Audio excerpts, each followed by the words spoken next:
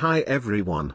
In this video, we'll take a closer look at the paper model kit of HMS Enterprise 1774, a beautiful and detailed project.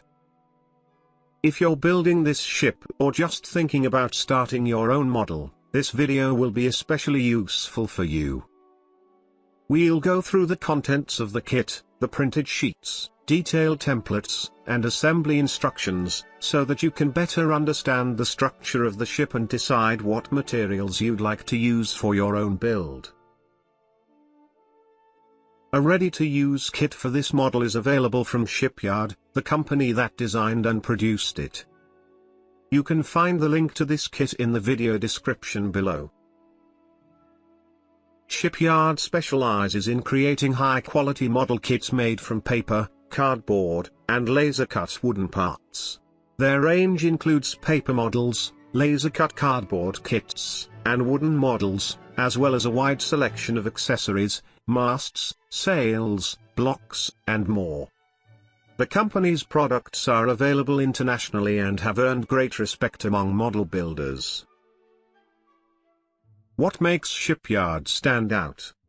Shipyard kits are known for their precision laser cutting and fine engraving, resulting in highly detailed and accurate parts. You'll find kits for every skill level, from simpler paper builds to advanced wooden ship models with full rigging and fine details, allowing you to choose according to your experience and budget. The instructions are usually available in several languages and include photos and even short historical notes about the ships. And one of the greatest advantages, everything you need is in one place. You can get not only the model itself, but also matching accessories, which saves time and makes the building process easier. Things to keep in mind. Not everything you need is included in the box. You may need to purchase glue, rigging thread, sailcloth, or small wooden parts separately. Also, the price of larger or wooden kits can be higher, especially if you're ordering from abroad and need to consider shipping or customs fees. These kits are complex and detailed, and building them takes time, patience, and accuracy, especially when working with the rigging or wooden elements. Beginners might also need to prepare some extra tools, paints, rulers, and clamps before starting. Shipyard is a brand made for hobbyists who truly love historic sailing ships, and the art of ship modeling.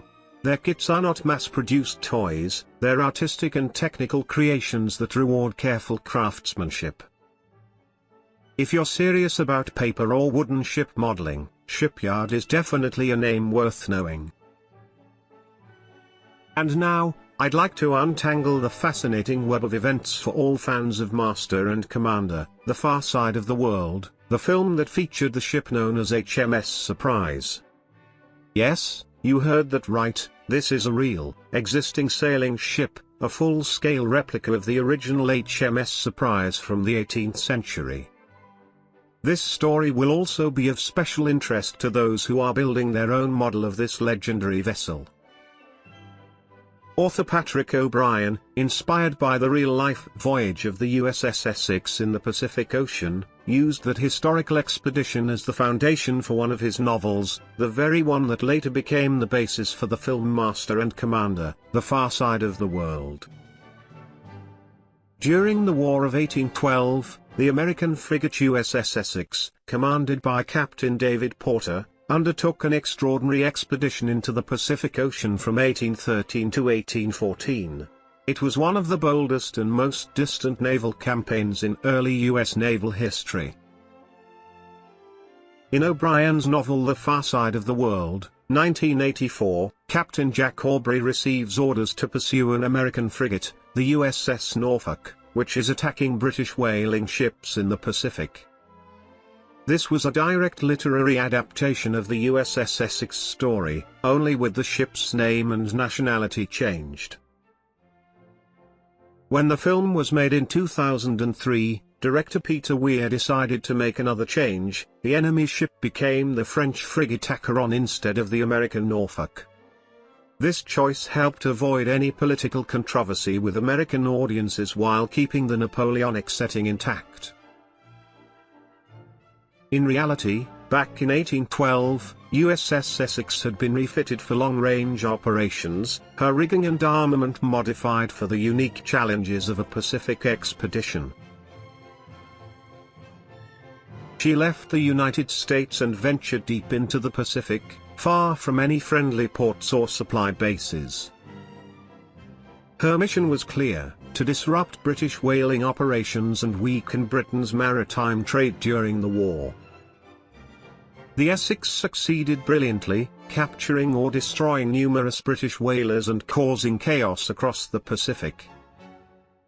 In February 1813, Essex intercepted the British ship Georgiana, which carried vital supplies for the Royal Navy's Pacific Fleet. The capture provided the Americans with much-needed provisions and struck a serious blow to Britain's logistics in the region.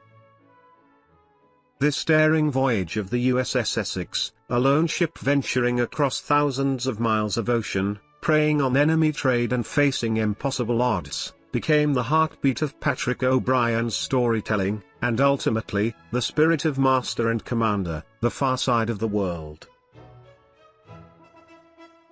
To bring HMS Surprise to life for the film, the production team used a replica of the 1757 frigate HMS Rose.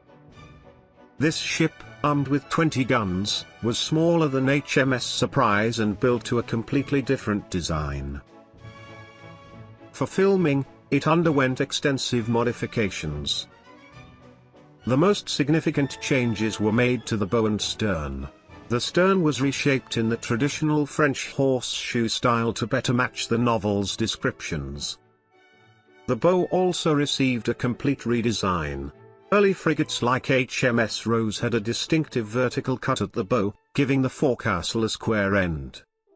By the late 18th century, however, almost all single-deck frigates featured a rounded bow, a modification that was carefully recreated on the film version. For model builders who wish to create the movie version of HMS Surprise, the quarterdeck bulwarks should include gun ports for carronades, and the hull should be painted in the yellow and black scheme. The same color option shown in our video about the Enterprise-class ship plans. But for those who prefer strict historical accuracy, you can always rely on the authentic plans of HMS Enterprise herself. Let me share with you a fascinating episode from the history of HMS Surprise. An interesting action involving the frigate HMS Surprise took place on July 14, 1779, near Cape Spire on the eastern coast of Finland.